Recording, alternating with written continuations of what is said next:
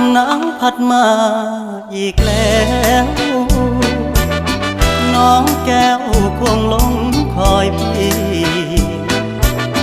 เคยสัญญาให้ไว้จะกลับไปหาคนดีเพราะน้องพี่คงจะกลัวลมหนาวพัดมาอีกคนหนาวกระมนหัวใจปวดยามหนาวมาห่างน้องเจ้าคงมองและรำครวญลมหนาวจะหวนกลับไปฟ้าเอ่ยโปรดเห็นฟ้าโปรดเป็นพยานให้ความรักยังไม่คลอนนิรันดร